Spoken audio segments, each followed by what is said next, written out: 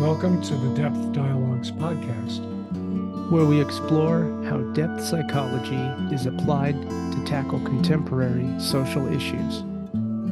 I'm Kirk Schneider. And I'm Tyler Gamlin. Okay, welcome back, everyone.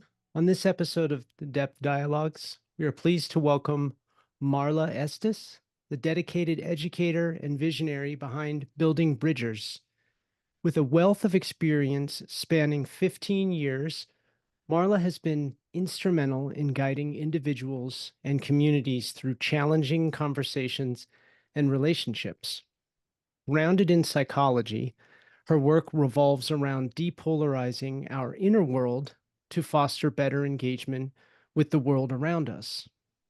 Through workshops, discussion series, and her role as the Jackson County Coordinator for Urban-Rural Action, Marla is leading the charge in bridging societal divides.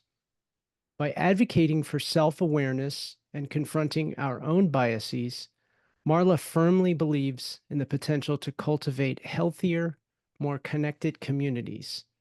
It's an honor to have you with us, Marla, on the Depth Dialogues podcast. Thank you so much, Tyler and Kirk. Well, thank you so much, Marla. And it's terrific to see you again. I know it's been a few years, as we mentioned earlier. And I'm very energized by the work that you continue to deepen and expand. And I'm very curious to hear more about the context for your work. If you could share with us some about, what is the background that brought you to this building bridgers? Yeah. And having a genuine sensitivity and sensibility for contrasting sides of cultural and political issues. Can you say more about that and your impetus for this? Yeah, so I woke up the morning of November 9th, 2016, so right after the presidential election, with a voice in my head saying, you've got to do something about the political divide. And I was like, really? Like I belonged to a side. I ticked off all the boxes. I never researched. I asked my friends who they were voting for and what they were voting for. And it was like, all right, and when I look back, I also can see there were already threads starting, like at SOU as an adjunct professor. I created a class called Exploring Right and Wrong Through Film, because aside from bridging and depolarizing, my other passion is movies. So I could already see, in hindsight, that I was already working in the nuanced world.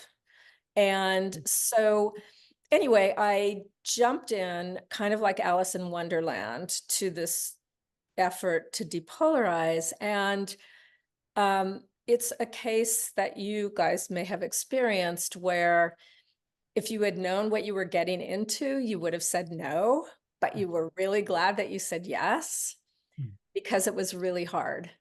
But I do want to fast forward to now that I am so, if nothing else, so personally enriched by the really expansion of consciousness that actually boots on the ground bridging in real life, not just abstract, has provided for me. So the beginning of it, I just didn't even know where to start, but I saw that there was another person in Medford, Oregon, which is really 20 minutes away from me, who seemed to be doing similar work. And so I hooked up with him. His name is Rob Schlapfer, and he opened my mind a lot. And I could see that my intellect had been dormant probably since junior high school. In many ways. And he really challenged me. And he was very smart and really understood issues from the bottom up. Bottom up. And so I had so much cognitive dissonance and so much, my nervous system had such a problem with kind of hearing what was right about the right, just to be frank. But I was very motivated. And I don't know if you found this, Kirk, but in the bridging movement, what I've heard said is one of the biggest problems is getting people to buy in for the long game. Like, it's one thing to come to one workshop and have a little plateau experience. And then studies have shown people revert back pretty much to where they were before. So anyway, I worked with Rob and we put on these fabulous presentations for 2 years. And we were even starting to make a little bit of money, get a little bit of funding.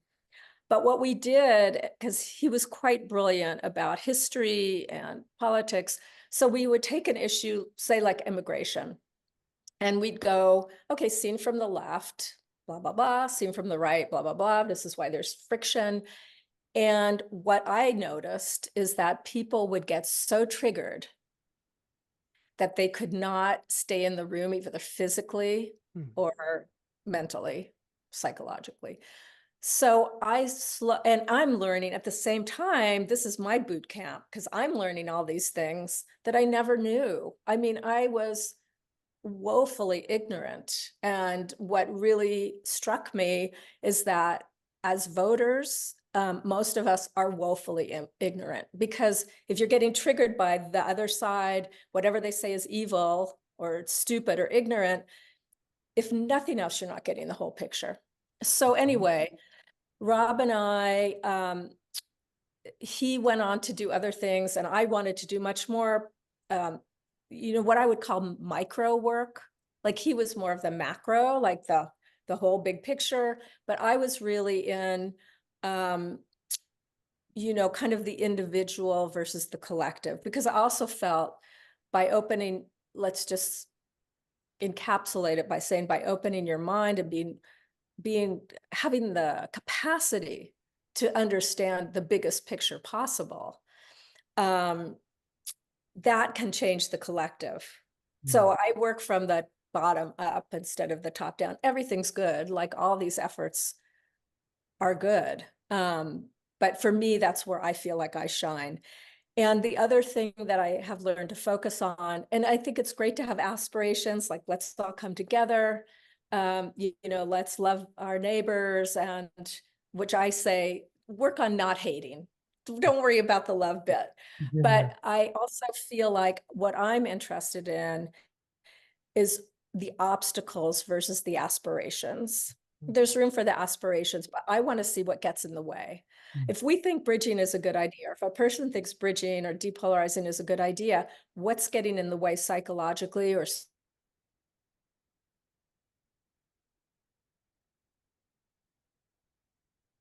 Oh, we have a freeze. where it was really all inner work. So I start my fundamental classes cultivating humility and making not knowing a virtue almost, how to be comfortable. And what people report after taking a long-term, like we said, it takes repetition. So I like to do year-long courses where we meet once a month. Most of everyone reports two things: that they're less triggered in general, and that they're more comfortable and even appreciate not knowing. They're so relieved about not having to have an opinion about everything, and realize that it's okay to say, actually, I don't know enough about immigration to have an opinion, instead of just going with their tribal, affiliations. And you, Kirk, probably know this too. What I've read in studies and such in the bridging movement, that most people feel like a really root cause is the us versus them. That is wired. Like, all this stuff, all this personal work, we're actually swimming upstream. We're going against our biology to rewire our nervous systems. I mean, that's what it takes. Kirk, you refer to this as being primal too, yeah? Yeah. Well, I was going to ask Marla more about that. Yeah. I see the roots as being extremely primal and actually going back to our drama of birth, if you will, that Right. we don't handle very well in this culture and cultures like ours, because we don't address our inner lives nearly as well as we address our outer and technical lives, if you will, or functional lives.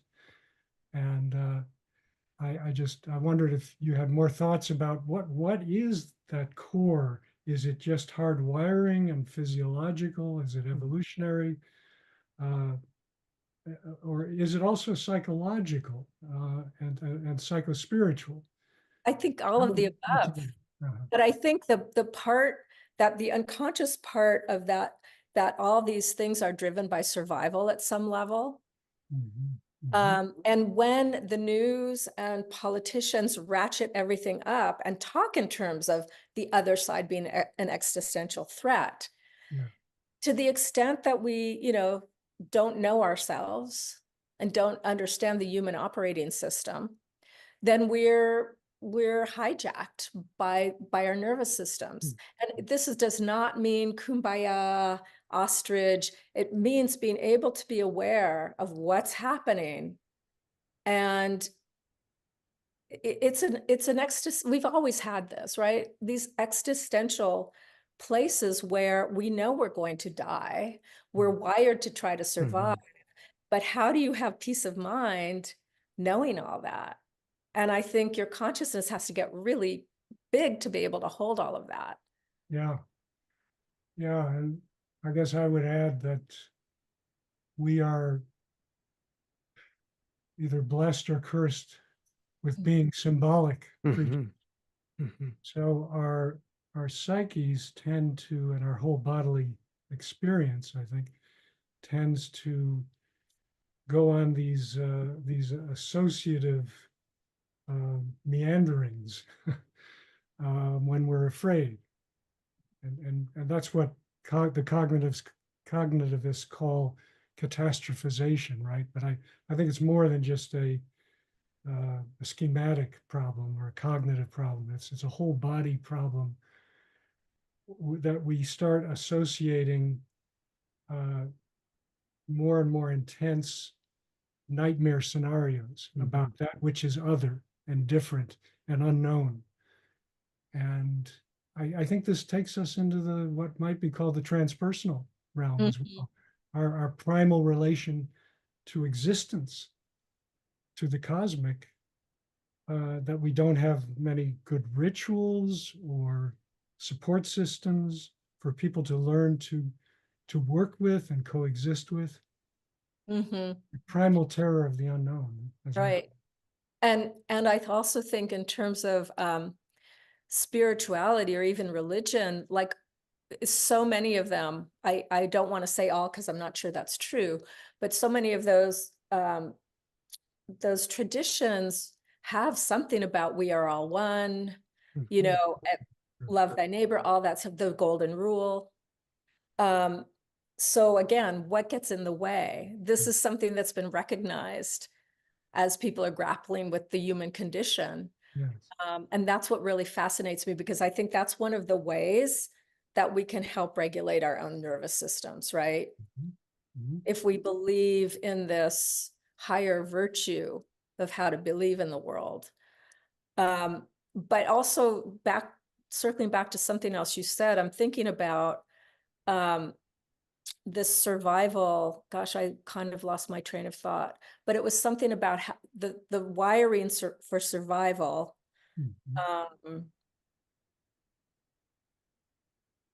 Sorry, I lost it. Was it It'll come related back. to the symbolic or? I don't know. It's okay. Okay. Well, on this oh, I'm sorry. Can I Yeah, enter? go ahead. Yeah, go. Just on this general point, uh, I know that you are significantly involved in the Diamond Heart movement. Oh yeah, I am. And so I'm wondering, do you bring some of that background to bear in your bridge builder work? How does that relate to your concern about the primal anxiety that people feel about the other? How does Yes. that work in? Well, it's funny because when you start, I've been a Diamond Approach student since 2009. So whatever that math works out to be, 15 years. And one of the things we're not supposed to do is teach the diamond approach. But when you know certain things, I mean, I don't teach it or use it as this is diamond approach, but when you learn certain things and integrate certain things, there's no way it doesn't come out of you. Like one of the concepts that I learned through diamond approach is the idea of freshness. How do we come to any situation and all of these principles, and I'm sure you guys are in accord, actually, it is in anything, in our relationships, in our family, in our work life, it's all the same dynamics. So this idea of grappling with our priors and our filters so that we can see, in our case, the political landscape with as few filters as possible, with the freshest eyes possible, which doesn't mean negating what you know. It's this odd sweet spot, right? It's not blank, but it's holding things in this really, I want to use the word perfect, but I don't like that word, perspective, you know? Kind of So, coexisting, an ability to coexist with these right. And parts. you know, one of the biggest problems I find is the way that we humans, and especially in the political realm now, stereotype people and hold them to that stereotype. And so we only see that, in fact, because even if we're being presented something different, we're only seeing through our filters. So all of my work, as I said, on the micro level, is how do we get our filters, at least be able to bracket them when we're trying to learn about something. Like I say, approach opposing ideas as if it's Russian, or you're an anthropologist from Mars, or you have Zen beginner's mind. Like some way you can get back to your opinion later, but you'll actually have a more robust, well-founded opinion, or I like to say conclusions, but yeah. Thank you. Tyler, did you have some? Yeah, I'm really fascinated by your approach with depolarizing within, and I'm curious if you could talk about that. How do you define this process, and what are some steps that individuals can take to begin this journey? Yeah, well, first of all, Kirk, I know that you do a lot with Braver Angels, and their course, which I actually sponsored here, I don't know, back in April, Depolarizing Within, is a fabulous first place to start. They have got it nailed. Much better than if I had tried to do exactly that. So that's a really good place to start. And I think you can do it online. We did it in person. I think it was 2.5 hours or something like that. Very well scripted, very, very good. But the thing for my work, so in this kind of self-knowledge, like I don't like to be reductionistic, but I almost do want to say that the root of all this is our wiring to split, psychologically split. You know, I'm good, you're bad. I'm right, you're wrong. I'm on team good, you're on team evil. It's a shortcut, and the whole cognitive, I mean, that's a whole class, right? How our minds play tricks on us to make these shortcuts because we're wired to save energy, right? So I talk about like nudging people towards nuance. I like these alliterations, like be poised to pivot and nudge yourself towards nuance. I like to have things that are easy for people to remember. And to also make it like, those are good places to be. It's more inviting. Bridge. Huh? Sorry, go ahead. It's more inviting. It's not the you're wrong and you need to see why. I'm just going to invite you to maybe look at it a little differently. Right. You know? And there's lots of Monica Guzman, who is at Braver Angels. She wrote a great book. It's called I Never Thought About It That Way, which is when people in my classes say that about anything, I say I could die happy. My work here is done. Yeah. Because that means they are thinking about things. They're opening their closed system, because that's what ends up happening. We all are operating, I shouldn't say all, many of us are operating under these closed systems where no new information gets in.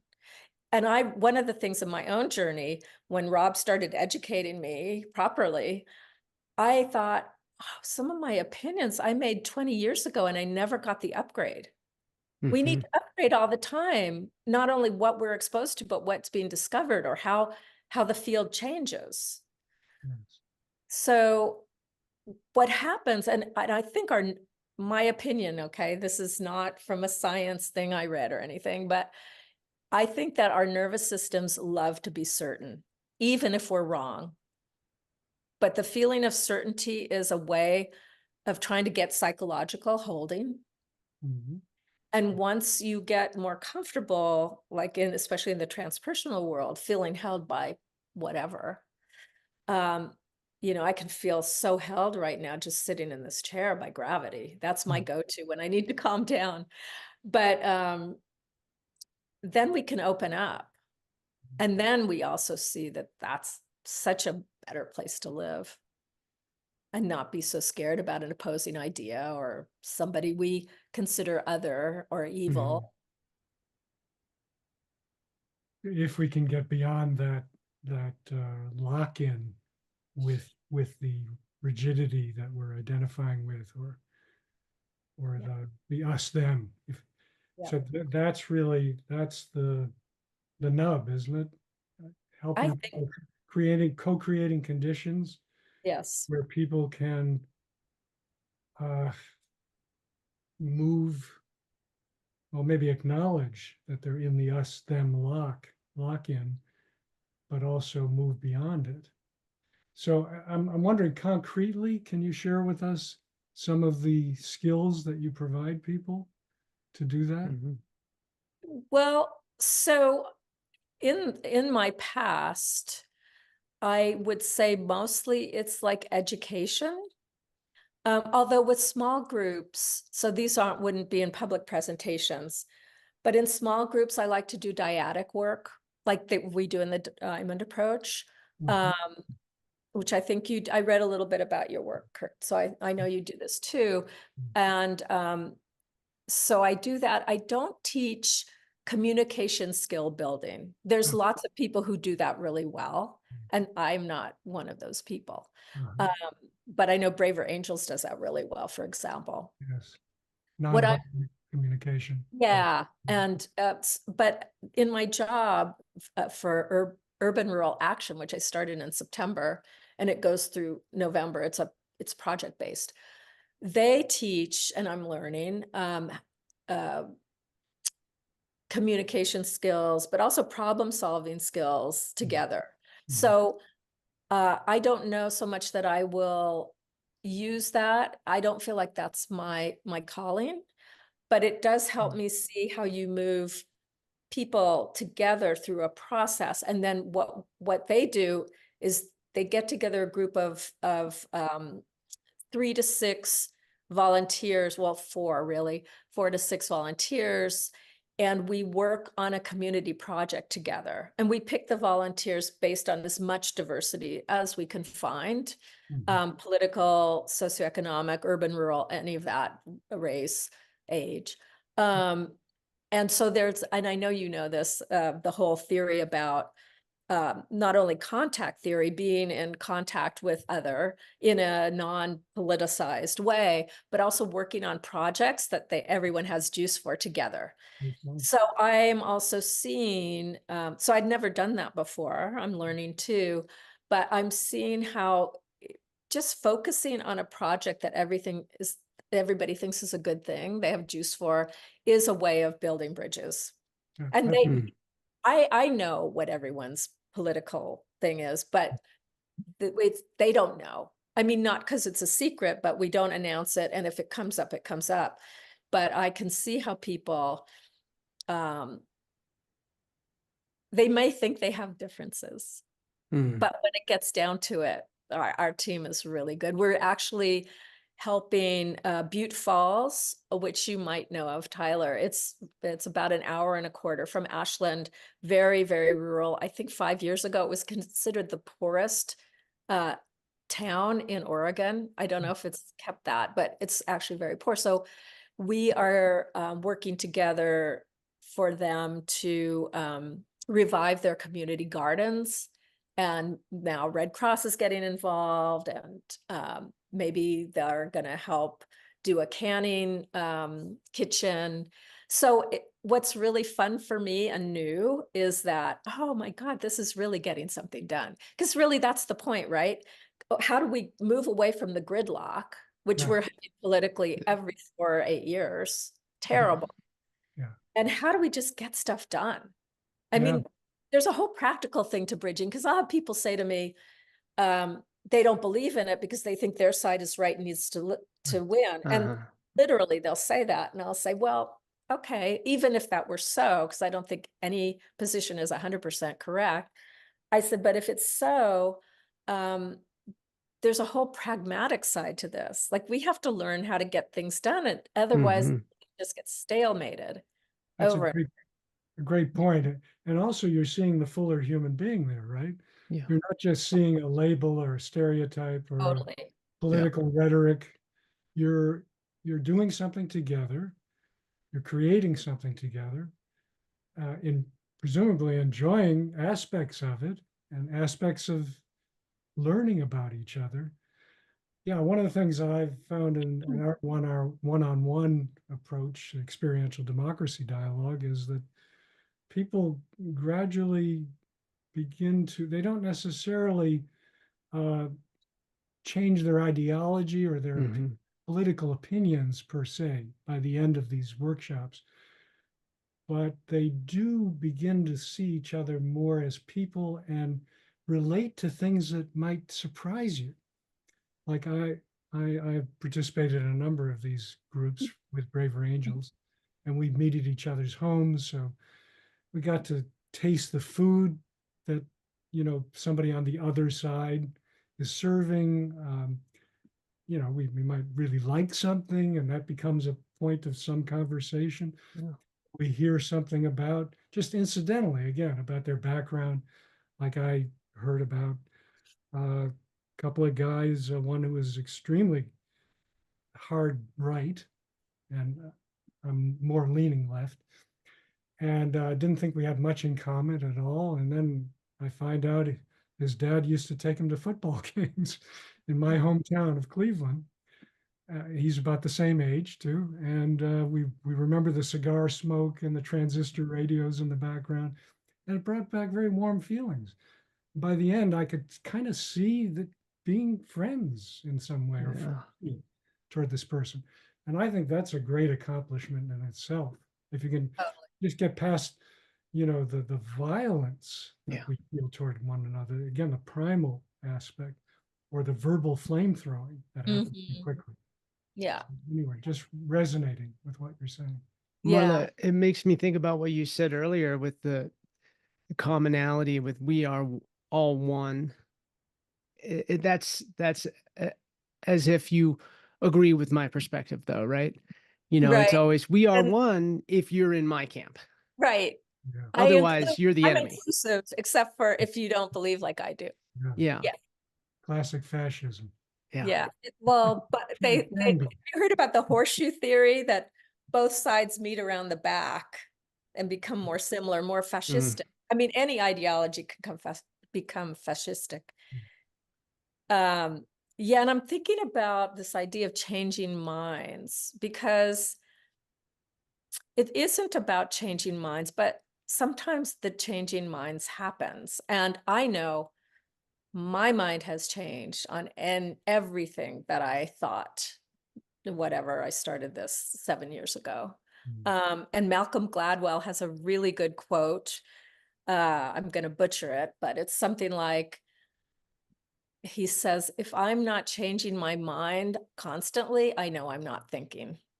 Mm. Well, Because sorry, go ahead.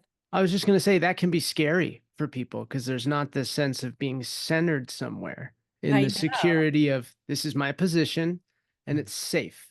Right. And I'm And with a if, tribe that believes the same thing. Yes. yeah, Yeah, yeah. totally. Exactly. Well, the way that I navigated that early on, and I still use this, is I developed what I call working hypotheses. So this is this, as far as I know right now, this is what I think about X. Mm-hmm. But again, like that poised to pivot, like I guess we could say I hold it lightly. And it doesn't mean I'm wishy-washy, but I've been accused of being wishy-washy because sometimes, a lot of times I don't know enough about something to know, or it's such a, if I say wicked problem, what that means, like a wicked problem, not being evil, but so complex Mm-hmm. that they're impossible to actually solve. You can just work on them. I love that. Really opened my mind. I did a learning initiative with the Kettering Institute, and I learned a lot of things. And two of my favorite ideas that really changed my world and the way I thought about things are wicked problems and unintended consequences. And also that every solution has a trade-off. Because I think, and especially in the more utopian or very rigid points of view, they think, oh, if we just do this, everything's going to be fine. Well, no. Most of the time, go ahead. That's never panned out. That's never worked out. Yeah. Never worked out. It's usually whack-a-mole, right? It looks like it's solved here, and then you got a big problem over here. Yeah. But again, this whole micro position that I take, or orientation, is like, if we can work on our nervous systems and our ability to take in ideas, that if we stop being so triggered by ideas that seem like existential threats, to get back to the survival thing, we can really work on problems in a new way. But until we do that, we're going to be too frightened. We're going to be too frightened to say yes to somebody else's idea, like, oh, that could be a good idea. It is that dialectic, that thesis, antithesis, synthesis. You take an idea, it's opposite, you work it up together, and you come up with new solutions. That's a way to, but see, back to your question, Tyler, like, how do you depolarize? That's one of the results, but one of the also carrots. Like, don't we want to be able to think outside of the box and come up with good ideas that work together? Mm-hmm. And the tipping point doesn't have to be the majority. So that's why I think, say more about that. well, they say that, the majority doesn't have to change, be the same or change in the same way for things to change. Malcolm wrote a book about this. But if there's enough people, and I think he quantified it with like 10 or 15%, that can actually tilt the thing for movement, for change. So when I get also disillusioned or thinking, oh, am I making any difference? It's like, we don't know. There's a ripple effect. I'll give an anecdote. So I had this class that was a psycho-spiritual group. So they were left-leaning for sure, but they liked the idea of, bridging. And first 5 months, we worked on just personal growth stuff. We didn't talk about politics. But then I said, okay, we're ready to start talking politics. So I said, I did two things. One, the first thing is I figured most people would be anti-nuclear energy. And so I gave them an article, written in first person, about this guy, Michael Schellenberger, who went from being very green to believing in nuclear and thinking that's really what we need to add to get out of the climate problem. So I had this group, there were about a dozen people. They read the article. I said, okay, sure, read for content, but mostly read for your reaction and write in the margins, or however you do this. Oh, he's full of shit. Sorry. Or like, I never thought about it that way, or, all that. And some people, it was Zoom, and they got into breakout rooms, and some people actually fact checked as they were reading, which I thought was fabulous. And they found out that his facts were robust. So we did that, and I said, okay. And some people said, well, I marched against nuclear in the 60s, and, that's my story, and I'm sticking to it. And I thought, okay, whatever. And so the next time I said, okay, now we're going to look at why people voted for Trump, because that was definitely all the group. No one in that group voted for Trump. And there was so much cognitive dissonance, I think, my interpretation, that half the people dropped out of the group. They couldn't, but because I just said, no matter where you land, it behooves us to understand which groups of people, and now more and more, there's different groups moving to the right. And I'm not saying it's good or bad. I think the field is just trying to adjust itself. And I think the more extreme, the more wobbliness. And if a number of us get at least more, what's the word?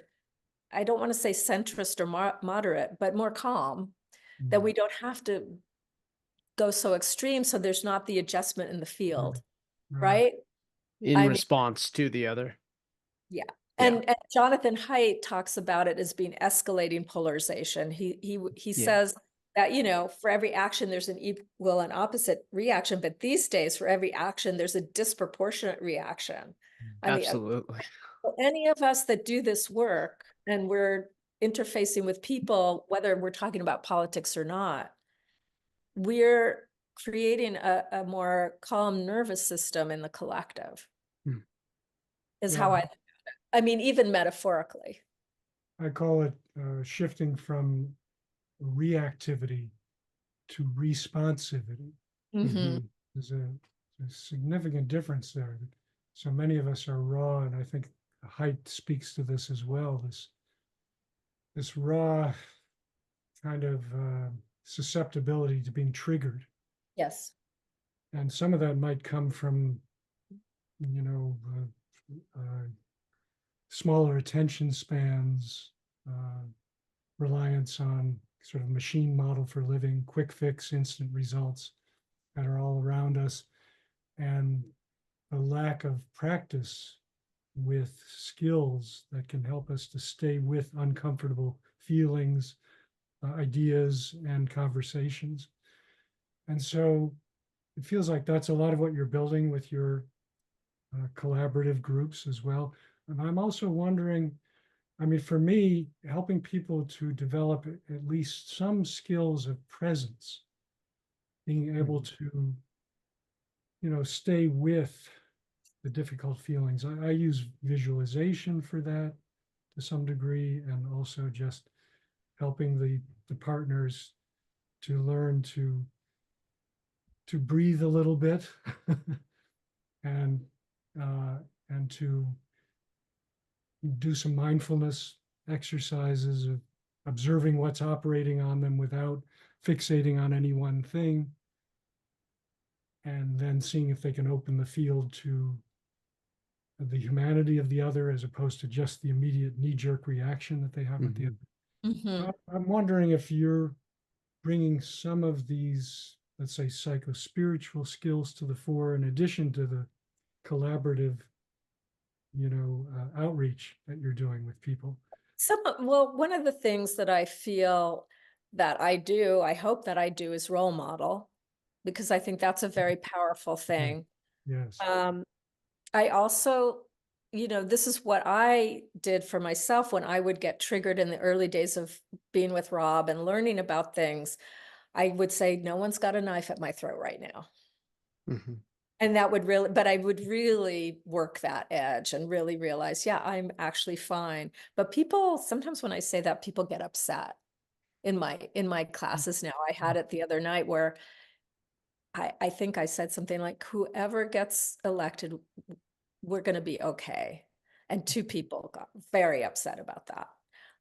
So I have to be careful, or not. I don't know if you can. Why did they get upset? I'm curious. Because they were so, I think they were so wedded to the idea that a certain person in office was at the end of the world. I see. Yeah. But again, you know, it's like, it reminds me of like stock market crashes, right? Some of what happens when people panic is they bring the market down by their, and I've been thinking about that lately because, you know, it's ramping up now, right now. Yeah. And it's like, so their belief in something, because these are belief systems, right? We don't know. how much of that will cause a civil war, at least metaphor. Mm-hmm. So, oh, and there's a thing I wanted to circle back on because I realized that I forgot to end the story about the good anecdote. So the group where half the people dropped out, one of the people who dropped out, 4 years later, we had dinner. She doesn't live where I live, but she was in town. And she says, I think of you all the time. She said, I have a contractor who I love who wears a MAGA hat. Mm-hmm. And she said, I wouldn't have been able to love him without having done your class. That's powerful. So profound. that's profound. And that's really, and people will always ask me, like, what about the politicians? What about this or that? I said, I am only working on citizen to citizen. Mm-hmm. That's my focus. This parallels what Kirk and I focus on with the core of depth healers, which is emotionally restorative relationships. And it makes me think about this opportunity with the story you shared from your class and how the students responded. And I'm curious, what was your response?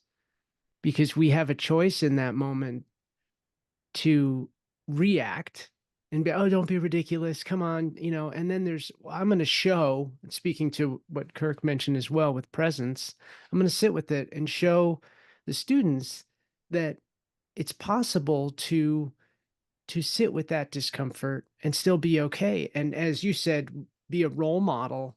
And I'm wondering if you can talk a little bit about how you use that emotionally restorative relationship modeling in your work.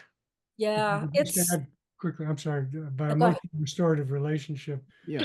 we mean relationships where people feel seen and heard and that get at the roots of their problem or dilemma. Mm-hmm. That makes sense. Yeah, it's tricky.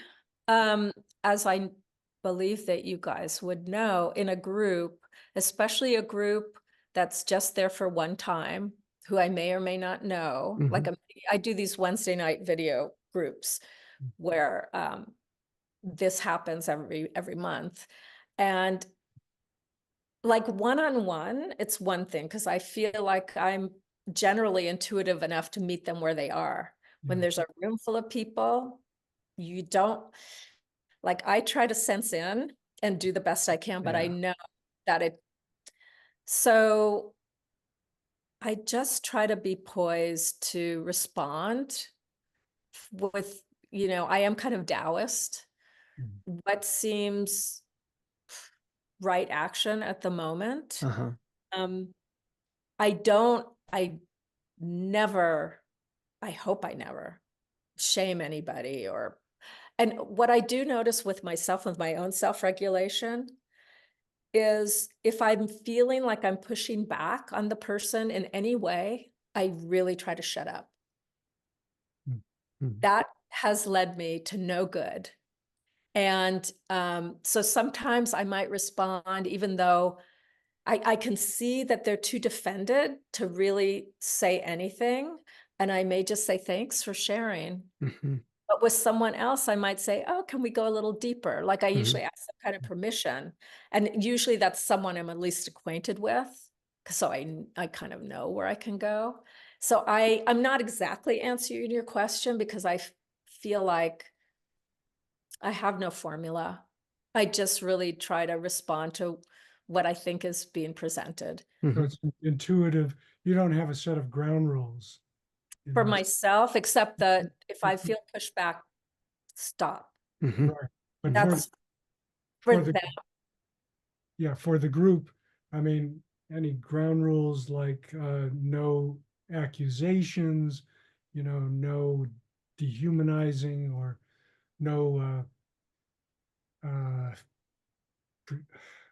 try to bracket your assumptions, Mm-hmm. Well, okay, so not specifically, although in a certain situation I would do that. But what I do, I say we're not talking about politics tonight. Ah, So, and generally people respect that, or if they do, they'll bring it up as they'll talk about, oh, I was talking to my friend who voted for Trump and blah, blah, blah. So it wasn't, but I will not do that because I saw with Rob, with an unvetted group, it's not, somebody else could do that perhaps, but that's not where I'm going to shine. I want to talk about politics once someone's been with me a long enough time. Like this one woman, we've talked once a month for 3 years. She got really upset by George Floyd and she said, I have to just stop hating. And she said, I want to talk to you about bridging. And I said, okay, let's do once a month. But we're not going to talk about George Floyd for a long time. We talked about lots of different things, like how she felt about the patriarchy and how blah, blah, blah. And now we talk about everything. Mm-hmm. Now, it doesn't have to take that long.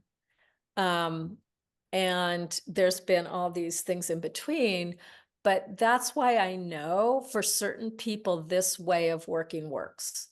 Yeah. Maybe, probably, yeah, couldn't work for everyone, but yeah. Well, but bottom line is that people do need to do some inner work and some interpersonal work I to think so. more substantive results. Yeah. I think so. At least that's how it's worked for me. But I'm depth psychology oriented. Yeah. I mean, that's what I love. To me, it's so soulful, and that's kind of where I live. But I can see for other people that's just not, it's not in their makeup to do it. So there's all the approaches have validity, I see we're coming up to our time, and I'm wondering if there's any final thoughts that you'd like to convey and let people know about how they can access your work. I know that you have some terrific videos that are available, but why don't you share with us? Okay, so I have a website. It's buildingbridgers.com. You can sign up for my newsletter. I rarely do I send things even once a week. So I don't inundate you. I don't give your information away. And I want to start in 2025 an ongoing class once a month. It would probably be 3.5 hours a time with the same group. And I would do it in person in Ashland or around here if there's enough people, but also online, but I won't do a hybrid. I would do them separately. I have a lot of juice for this. This is really what I love to do. And I love having a group because one of the things we do is every month we check in and say, how has what we've been talking about affected your life in the last month? Because again, the studies are showing if people don't get reinforcement, they revert back. So that's why I love this. And it's also, I mean, my kind of dream is to build a tribe that's not tribal. That we relate to one another. Because some of this stuff, I don't know if you guys have felt this, they feel very lonely. Like, especially my old tribe, this hasn't always landed really well with them. So, but there are people now that are like-hearted